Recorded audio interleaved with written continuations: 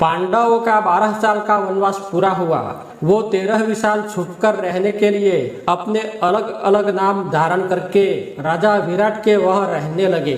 द्रौपदी ने अपना नाम सह्याद्री बताया था और वो द्रौपदी की दासी है। इसी तरह वो राजा विराट की रानी सुदक्षिणा की दासी बनकर रहती थी। रानी सुदक्षिणा का भाई कीचक राजा विराट का प्रधान था।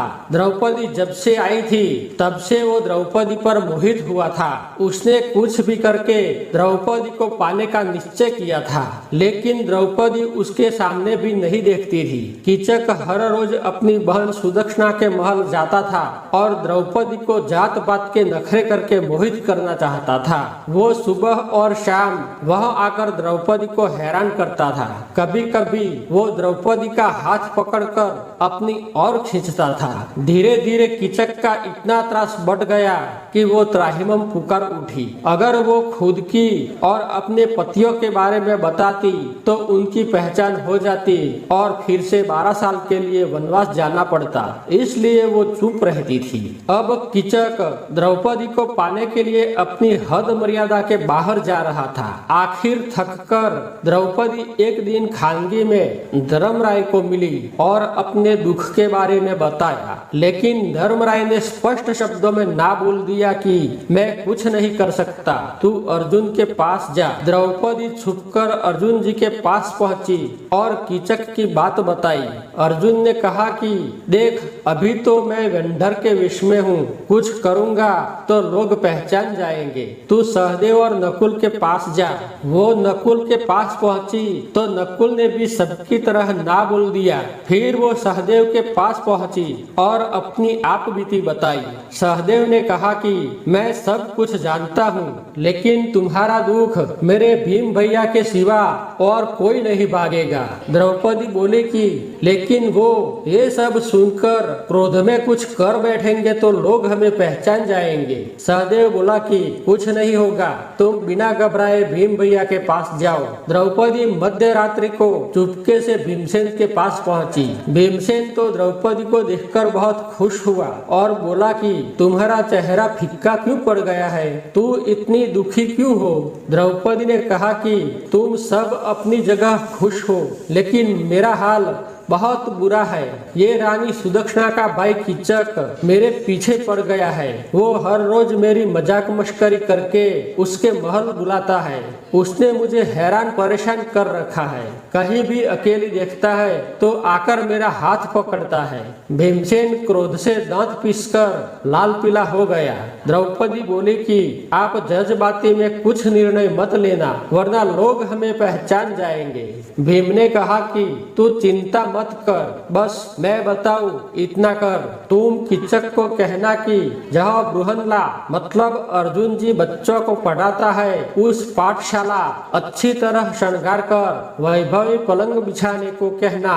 फिर उसे कहना कि मैं शाम को वहाँ पहुँच जाऊंगी। तुम रात के 12 बजने के आसपास चुपके से मेरे पास आ जाना। तुम्हें बस इतना करना है, एक बार फौसला कर शाला में बुला लेना। तुझे वहाँ आने की जरूरत नहीं है, मैं सब कुछ संभाल लूंगा। द्रौपदी खुश होकर अपने स्थान पर चली गई। सुबह में जब कीचक सुदक्षिणा के महल आया तब द्रौपदी ने मुस्कुराकर उसके सामने देखा तो कीचक की खुशी का पार न रहा। वो मन ही मन बोला कि आज कितने दिन से मेहनत करता था, आखिर वो मान गई। अब तो मैं उसे मेरे महल ले जाऊंगा। कीचक की बहन सुदक्षिणा महल से बाहर गई तो द्रौपदी ने कीचक को भीम ने कहा था ऐसा कीचक को कहकर बृहन्ला वाली पाठशाला तैयार करने को बोला और कहा कि तुम रात के 12 बजने के आसपास आ जाना। कीचक तो खुशी का मारा पागल सा हो गया।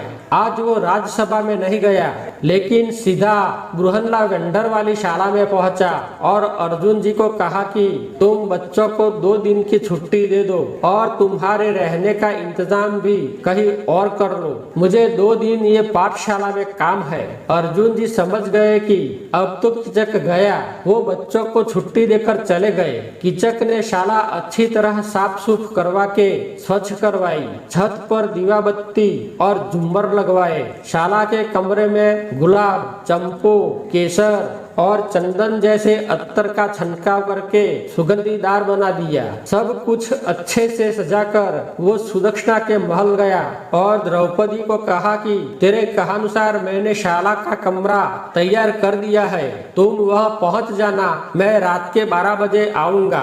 अब रसोई घर में भीम शाम होने की राह देख रहा था और जैसे ही शाम हुई कि तुरंत वो शाला में पहुंच गया।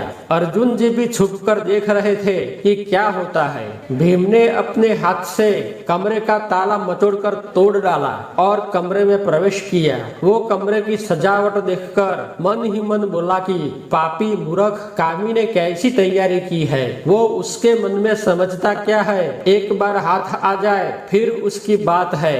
फिर भीम ने झुम्मर दीवाबत्ती सब कुछ तोड़ फोड़ कर रफा दफा कर दिया और कमरे का दरवाजा बंद करके दरवाजे के पास सो गया। रात के 12 बजने की राह देखता कीचक 12 बजते ही छुपकर शाला में पहुंचा और धीरे से दरवाजा खटखटा के बोला कि सैयद्री द्वार खोलो, मैं तुम्हारा आशिक आ गया, प्यारी दरवाजा खोलो। भीम तीणा द्रौपदी जैसा आवाज निकालकर बोला कि दरवाजा खोलना ही है, आप धक्का लगाओ। कीचक ने जोर से धक्का लगाया कि तुरंत भीमसेन दरवाजे से बाजू में हट गया। दरवाजा खुल गया और जोर से धक्का लगने से कीचक जमीन पर गिर पड़ा। कीचक की दाढ़ी, दांत और सर पर जोर से चोट लगी। भीम द्रौपदी की साड़ी ओढ़कर पलंग पर बैठ गया। कीचक ने कहा कि सैयद्री, ये दिवा बत्ती बंद क्यों है, कमरे में अंधेरा क्यों है? भीम ने कहा कि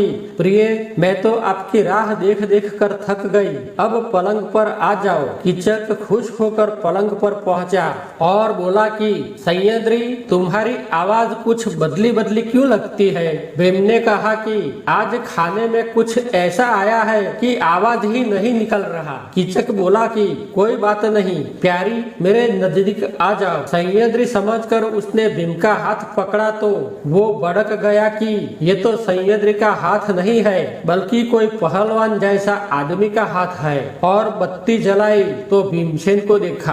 भीम ने तुरंत कीचक को गले से पकड़ा। कीचक समझ गया कि सैयद्री ने मेरी दवाई कर दी। वो फफड़ता हुआ भीम की माफी मांगता बोला कि वालवा जी, मुझे छोड़ दो, मेरी भूल हो गई, मुझे माफ करो, आगे से ऐसी कोई भूल नहीं करूंगा। अब कीचक को बचने की आशा नहीं लगी तो भीम से युद्ध करता बोला कि मैं तुमको पहचान गया हूँ, मैं सुबह में सबको बता दूंगी कि तुम कौन हो।